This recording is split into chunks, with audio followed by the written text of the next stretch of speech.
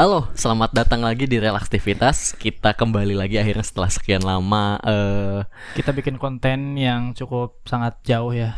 sangat jauh, sekitar 7 bulan ya. Sekitar 7 bulan. Sebetulnya itu kita- yang kita berdua. Tapi itu sebelumnya diisi oleh gua sendiri. Ada beberapa konten yang memang gua isi sendiri karena lu nggak ada. Ya, emang itu keterpaksaan. Sebenarnya bukan karena sengaja gua ngambek atau gimana ya. Tapi ternyata setelah dilihat-lihat kita 7 bulan gak rekaman bareng Iya. lagi nih.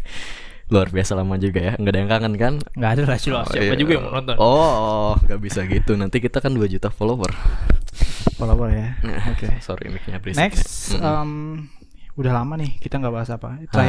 Terakhir kali kita bahas itu tentang relationship ya. Pokoknya tentang hubungan, tentang Iya, sosial, tentang segala hubungan. sesuatu yang hubungannya dari manusia satu ke manusia lain. Ya.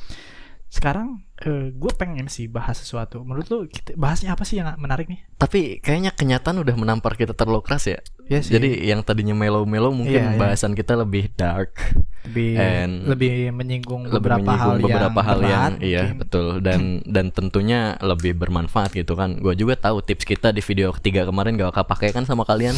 Masih gak punya pacar kan? Nah, yakin Oke, sama ya. nggak bohong ada kok. Wah, jangan jadikan ini poin permasalahan. Oke, lanjut. Topik kita kali ini sebenarnya topik yang banyak banget orang bahas, banyak banget orang membicarakan topik ini. Tapi kita nggak pernah sejauh ini melihat secara topik ini, secara pembahasannya lebih umum. Kan orang-orang tuh lebih membahas dalam konsep agama misal, Iya. dalam konsep sejarah misal. Tapi apa dulu nih yang kita bahas nih? Oh iya, yang kita bahas sekarang itu mengenai tentang salah satunya ada Seven Deadly Sin. Salah Seven satu Deadly dari Sins. Seven Deadly Sin. Oke. Salah satu dari 7 dosa mematikan. Yaitu Dan? adalah pride atau sombong. Oke, atau kesombongan. Jadi Sombongan. kita video kali ini penuh dengan kesombongan ya. Iya, Cakep.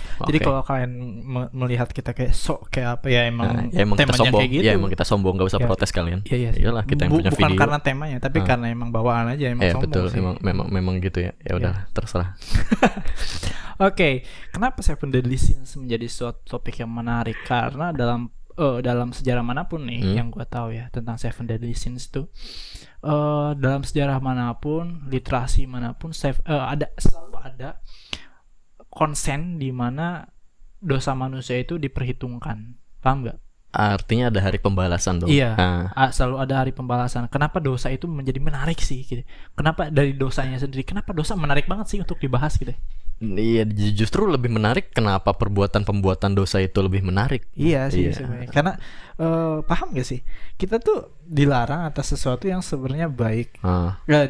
Kita tuh dilarang atas sesuatu yang menurut kita baik. Padahal sejatinya enggak. Itu kan konsep dosa ya. Oke. Konsep yang dimana kita anggap itu menyenangkan, nikmat, membuat kita bahagia dan sebagainya. Padahal itu enggak kan. Oke, Konsep dosa. contohnya. Contohnya dalam kasus ini kan kita pride, sombong. Oke.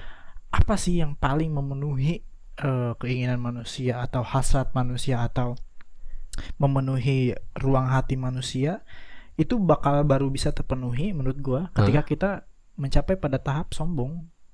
Memang sih ada beberapa sisi gelap dari diri manusia masing-masing ya, yang kayak kalau misalnya kita nggak mamerin ini ke orang lain kayak ada yang kurang gitu. Nah, iya. Justru kita mendapatkan itu untuk Nah, dipamerkan. justru kita makin merasa nikmat ketika memamerkan hal tersebut.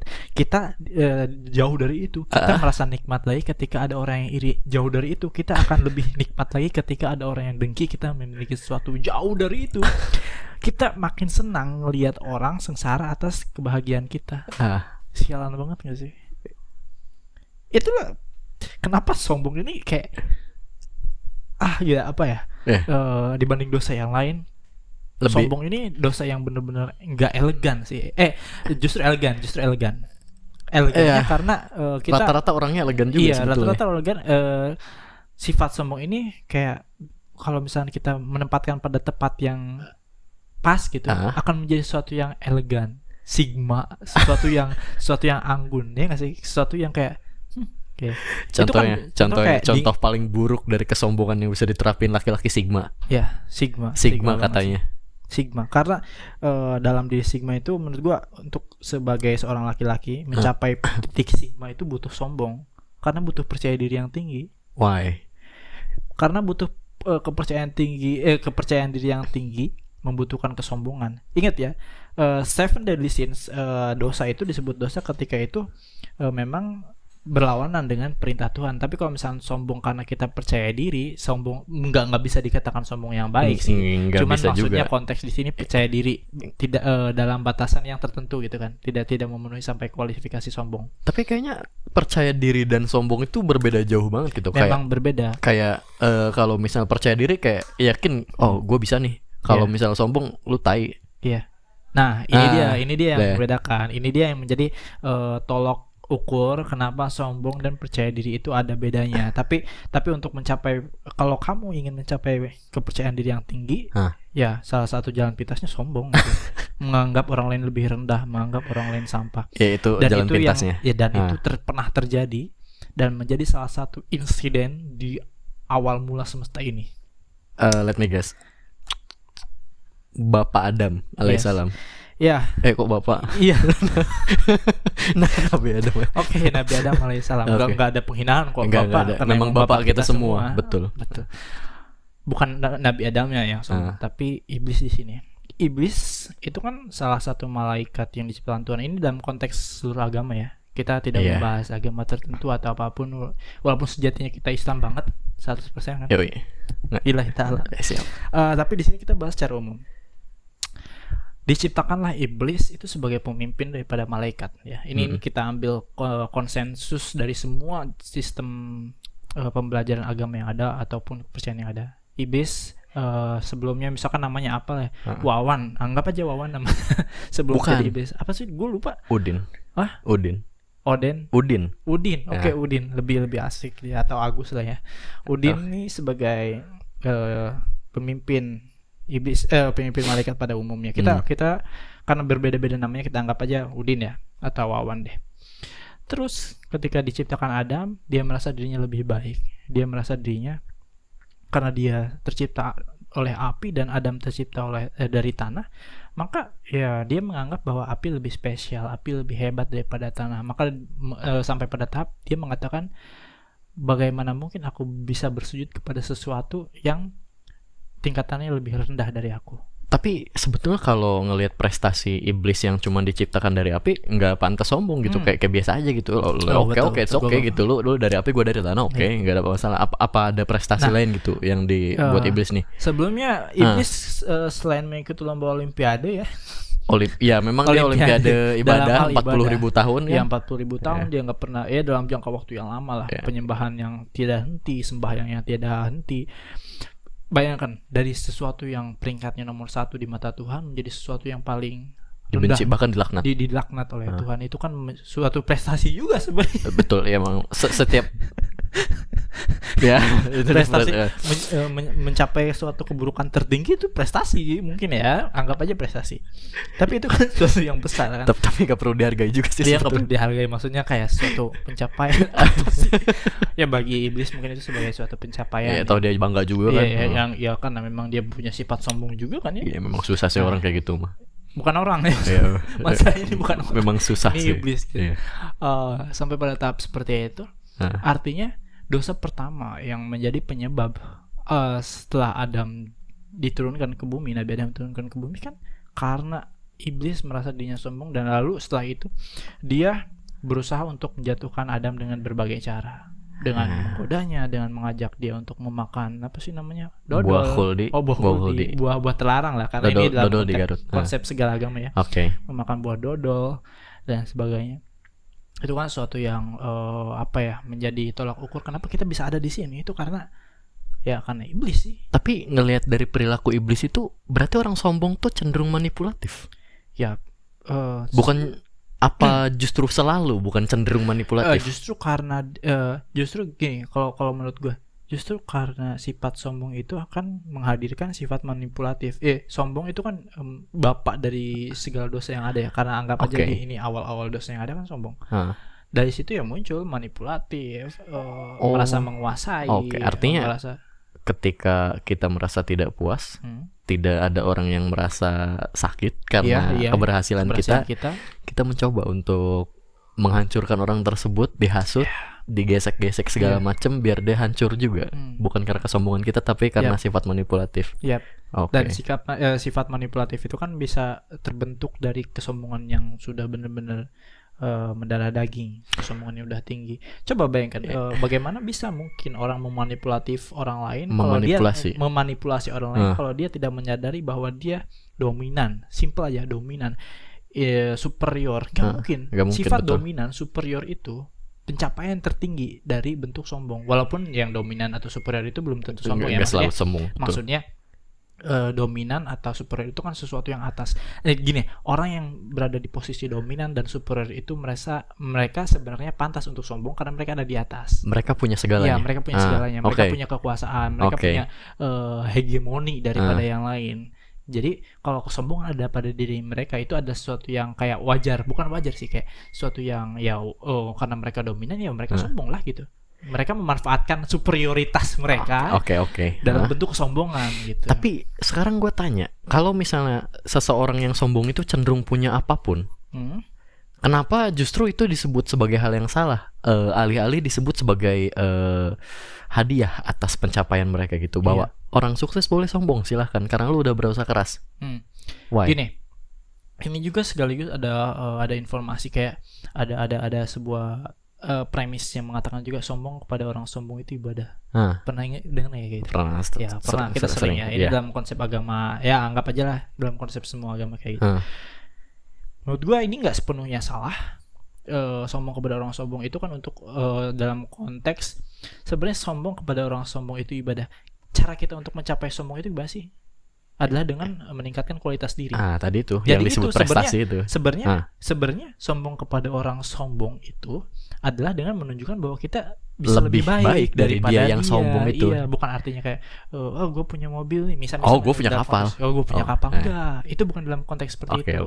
Menurut gue ya, kenapa itu bisa dianggap ada beberapa orang mengatakan itu hadis, ada yang mengatakan ini kata-kata mutiara. Gue nggak tahu ya sumbernya itu hadis atau kata-kata mutiara atau sesuatu yang literasi dari orang-orang yang berpengaruh.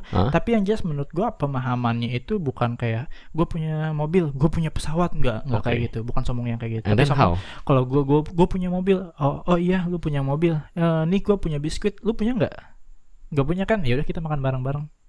Itu kan sombong yang sekarang konteksnya apa sih? Lu butuhnya apa sih? Untuk bertahan hidup emang lu butuh mobil. Nih gue nggak bakal sombong dengan kayak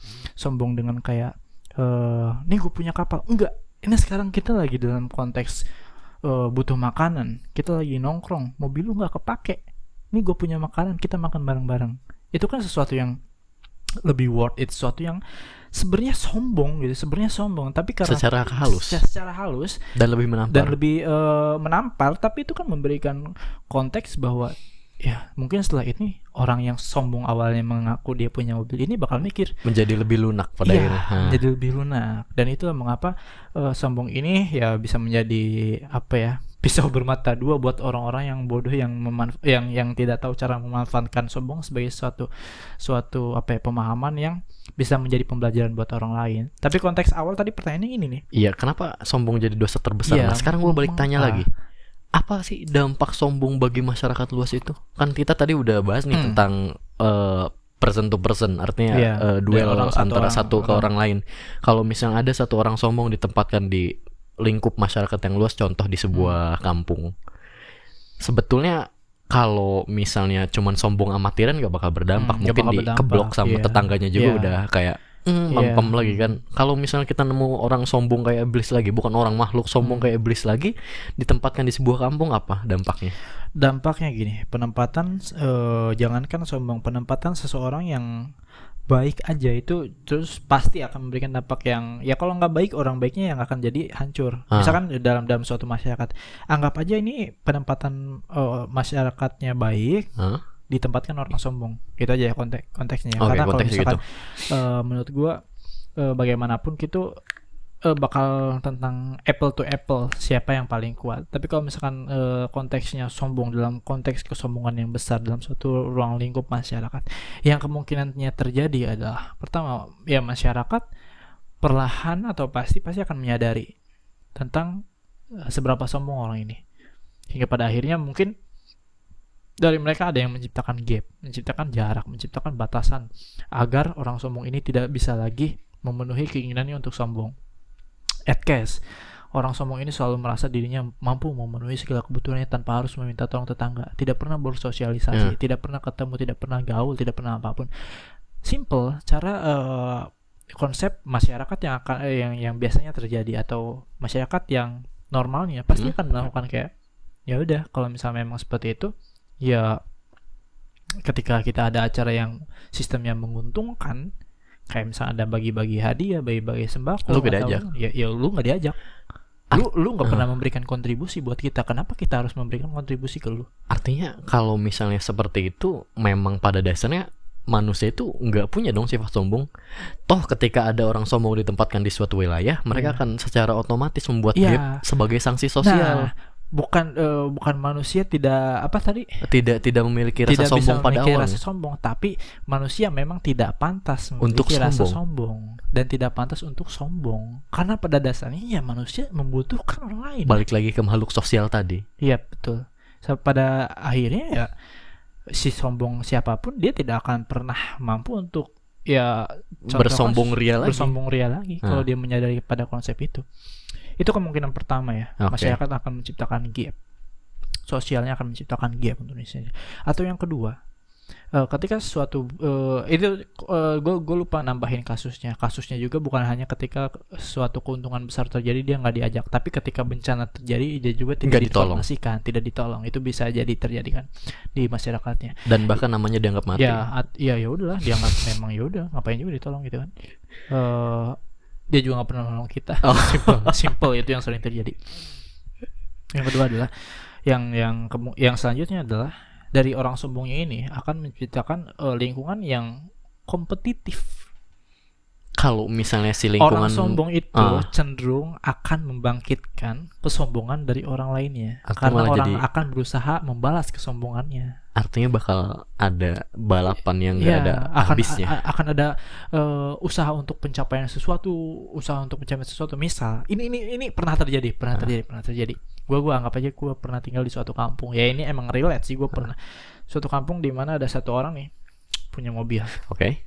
Gak lama orang di seberang punya mobil. Orang di seberang, yang seberang sana lagi punya dia tiba-tiba beli mobil. Oke. Memang mungkin kalau misalnya dilihat, mereka mungkin emang pengen beli mobil aja.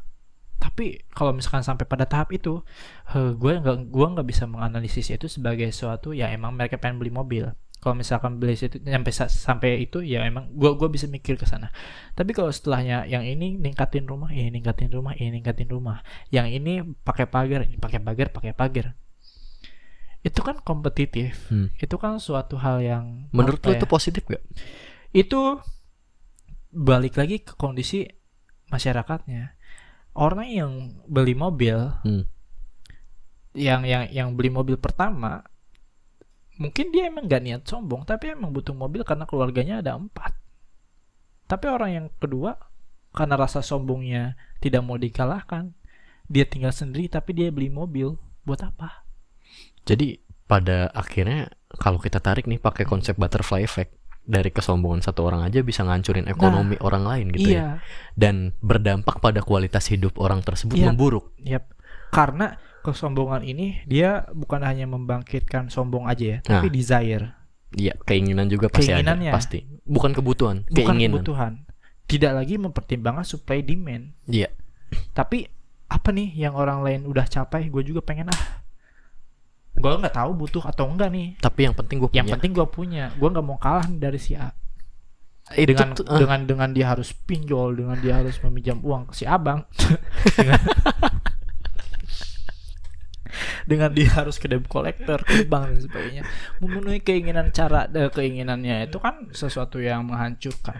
Oke, kalau misalkan sampai pada tahap ternyata uangnya unlimited lah, itu kan case yang jarang terjadi ya. Itu dan rata-rata justru orang yang duitnya unlimited nggak bakal sombong justru, karena nggak perlu validasi. Betul, nggak perlu validasi. Dia nggak perlu nunjukin ke orang lain kalau dia punya duit banyak. ini juga yang bikin kalau misal kita pernah lihat Mark Zuckerberg atau CEO top di atas Elon Musk, mereka nggak pernah pakai baju branded. Kenapa? Bukan karena mereka nggak punya, tapi karena mereka nggak butuh validasi. Karena ditambah juga justru ketika mereka pakai baju branded, itu baju brandednya yang untung. Nah itu jadi marketing gratis kan ujung-ujungnya. Justru baju brandednya yang untung. Contoh kasus misal Elon Musk tiba-tiba pakai baju Balenciaga, ya Balenciaga bakal untung lah. Iya. Terus Mark Zuckerberg pakai sepatu Aero Street misal. Ya udah selesai. Muyah Maya itu kondisi di mana uangnya udah bisa renang, udah bisa dipakai berenang. Udah banyak banget. Udah banyak banget Muyah Maya. Ada satu lagi Pak Balatak ya. Gila. Nyampe kiming dayut. Nah, eta. Itu. Jadi di suatu sistem masyarakat ada dua kemungkinan yang terjadi. Dia masyarakat akan menciptakan gapnya sendiri terhadap orang yang sombong, atau yang kedua orang sombong ini sendiri akan menciptakan influence dan akan menghadirkan kompetitif dan menjadi tunas buat dan menumbuhkan tunas di orang-orang yang memang memiliki sifat sombong tapi ditambah jiwa labil. Ya, ditambah jiwa labil karena ada saingan ya, maka makin tinggi dong sifat sombongnya itu. Oh, artinya ini maksudnya ini tujuan dari diciptakan pendidikan dasar akhlak gitu. Sikap-sikap dasar untuk bersosialisasi agar tidak sombong, harus menghargai, agar suatu saat ketemu orang sombong kita tidak terpengaruhi. Betul. Catat adik-adik. Karena gini, dalam konteks Islam deh. Ini gue coba tarik Islam karena ini konsepnya akidah, akidahnya gitu. Gue pernah dengar dalam konteks agama Islam, bahkan ketika kita ada seseorang lewat di pekarangan rumah kita lagi nongkrong di depan, dia lewat, terus kita ketawa karena main game atau kita ketawa karena ngobrol, terus dia ngerasa tersinggung. Itu kita bisa dijatuhkan dosa atas hal tersebut karena tersinggungnya dia ketika kita tertawa. Padahal kita tertawanya karena hal lain. Kita tertawa mungkin karena obrolan kita sama teman, karena game atau karena chatting dan lain sebagainya. Tapi kita bisa dijatuhi dosa atas hal tersebut. Mungkin secara logika kita kok bisa sih? Itu kan kita nggak berniat ke dia. Tapi perbuatan kita yang bikin kayak gitu. Perbuatan kita itu kan sesuatu yang bisa kita kontrol, sesuatu yang bisa kita coba analisir, kita coba minimalisir kemungkinan itu terjadi. Kan memang tidak mungkin suatu dosa atau pahala itu dijatuhkan atas sesuatu yang tidak bisa kita kontrol. Justru pahala atau dosa itu kan dijatuhkan ketika kita bisa mengontrol itu. Kita nggak pernah dijatuhi dosa ketika kita berwajah jelek atau kita berwajah buruk rupa, karena bukan kita yang kontrol. Ketika kita lahir berkulit hitam atau berkulit putih, kita nggak bisa dijatuhi dosa atas hal tersebut karena memang nggak bisa kita kontrol. Atau karena kita berkulit hitam kita dapat pahala juga, enggak. Itu kan konteksnya nggak bisa kita kontrol. Jadi mungkin kesombongan jadi dosa paling besar pun karena dari sekian ribuan aktivitas yang bisa dilakuin kita setiap hari dan lo milih sombong. Nah, itu ke tetangga. Iya. Dari sekian banyak kata bersyukur, dari sekian banyak kata muhasabah diri, mengkoreksi diri, merasa cukup diri, dan lo milih toleransi. Dan lo milih sombong. Terkutuk lah. Kayak dari sekian nih, gini aja konsep dari sekian banyaknya, dari penderitaan orang yang nggak bisa makan, dari penderitaan orang yang makannya sehari cuma 1 kali, dari penderitaan orang yang makannya sebulan sekali, dan lu milih buang-buang makanan, sombong lah, terkutuk lah. Itu memang tidak pantas. Mau ditinjau dari segi manapun tidak pantas. Moral sosial segala macam tidak pantas. Dalam konsep moral yang umum aja gitu, bukan dalam konteks agama yang moral sama sekali nggak pantas etis untuk terjadi dan dimiliki oleh seorang manusia. Tapi sayangnya itu ada sekarang banyak. Dan itu banyak. Apalagi konteksnya, walaupun emang ironis sih sebenarnya. Kita nggak bisa mengadakan membandingkan suatu kejadian untuk di tempat yang lain. Kayak contoh, mana mungkin kita bisa menyalahkan Valentino Rossi yang balapan pakai bensin, ngabisin bensin cuma buat balapan, sedangkan di daerah kita bensin lagi mahal. Itu nggak nyambung. Bisa. Itu kan ironi, suatu ironi. Jauh. Tapi konteksnya ke orang terdekat kita dong. Misalkan dalam konteks makanan, bagaimana mungkin kita bisa buang-buang makanan sedangkan tetangga kita sendiri aja sampai nggak makan, sampai ada yang meninggal karena nggak makan, kelaparan atau apa. Dalam kasus ini tinggalnya di kolong jembatan sedangkan rumah kita mewah megah isinya cuma 1 orang. Ya. Itu kenapa ada sebuah kalimat yang dicetuskan ulama terdahulu yang dimana musik yang haram itu adalah dentingan sendok. Dentingan sendok orang kaya yang sedang makan di samping orang yang sedang fakir kelaparan. Jadi ya itu. Jadi ulama-ulama dahulu sudah mempertimbangkan permasalahan sombong ini seperti apa yang dianggap haram. Oke, ini kita terlalu menjorok ke dalam konteks keislaman. Selanjutnya, kalau misalkan memang sombong ada sesuatu yang dilarang, maka siapakah yang pantas untuk sombong? Kita bisa gampang menjawab Tuhan. Oke, Tuhan. Pertanyaan kembali, mengapa Tuhan pantas untuk sombong? Menurut lu gimana sih? Mengapa? Kita kan selalu membahas nih. Tuhan yang boleh sombong tuh cuma Tuhan. Kenapa sih Tuhan pasti boleh sombong? Jawaban secara umum dan jawaban yang paling cepat ada itu ya karena Dia yang menciptakan segalanya. Simple. Dan karena Dia yang bisa memenuhi kualifikasi atas kesombongan itu sendiri. Dan sombong itu bukan menjadi batasnya lagi. Bahkan sombong itu Dia yang menciptakan. Nah sombong Dia yang menciptakan. Tapi saking agungnya kata sombong sendiri nggak cukup buat mewadahi kebesaran kemampuan. Bahkan kata mampu pun tidak nggak bisa ini sesuatu yang di luar batas manusia. Jadi kalau kalian masih menggunakan logika ya salah gitu. Karena itu memang tidak bisa digunakan logika dan bahkan logika pun diciptakan oleh Dia gitu. Oleh Dia. Jadi, seperti itu. Gini, kalau gue tentang konsep logika gue pernah mikir sebenarnya Tuhan bisa dilogikakan tapi gak akan ada pernah satu makhluk pun yang mencapai logika Tuhan karena memang gak bisa, kan gak bakal sampai ke sana. Kayak Tuhan mungkin memiliki tempat tapi tidak ada satu tempat pun yang bisa mewadahi Tuhan gitu. Kayak tempat tuh cuma istilah gitu. Tapi sejatinya Tuhan tuh udah di mana-mana. Adanya tempat itu kata ada aja itu tidak mewakili eksistensinya sendiri. Karena Tuhan udah ada sebelum kata ada itu ada. Ini udah terlalu jauh. Jadi intinya konteks tentang sombong buat teman-teman semua atau buat kita ya, karena kita juga mungkin berkemungkinan untuk sombong. Pasti seenggaknya seumur hidup sekali lah kita sombong lah, ada pasti. Tapi sebisa mungkin harus tekan dong. Jangan harus plan gitu dong. Seenggaknya nggak ada plan tapi pasti udah terjadi gitu. Udah besok. Untuk tipikal orang yang udah pernah yang udah bisa nonton video ya udah pasti pernah sombong lah menurut pasti. Sedemikian mungkin berusaha untuk meminimalisir untuk bersifat sombong, karena kalau misalkan kalian sombong dampaknya kalau cuma untuk kalian it's okay, tapi kalau dampaknya kalian menciptakan area sombong untuk orang-orang lain itu berdampak buruk. Oke, Herul, mungkin kita recap dulu nih. Yang pertama, kenapa kita nggak boleh sombong? Karena memang dampaknya nggak cuma ke kita. Dampaknya luas dan itu buruk. Bisa luas dan itu buruk. Dan siapa yang berhak sombong? Dan yang berhak sombong Tuhan sendiri. Simple. Kenapa kita nggak boleh? Sebenarnya jawaban tersimpel dari segala sesuatunya. Kenapa kita nggak boleh sombong? Karena kita tidak pantas untuk sombong itu sendiri. Dan jangan menganggap kita ada. Karena ketika menganggap kita ada pun kita udah sombong sebetulnya sama Tuhan kita sendiri. Karena sebenarnya nggak ada sesuatu yang ada. Yang ada hanyalah Tuhan gitu.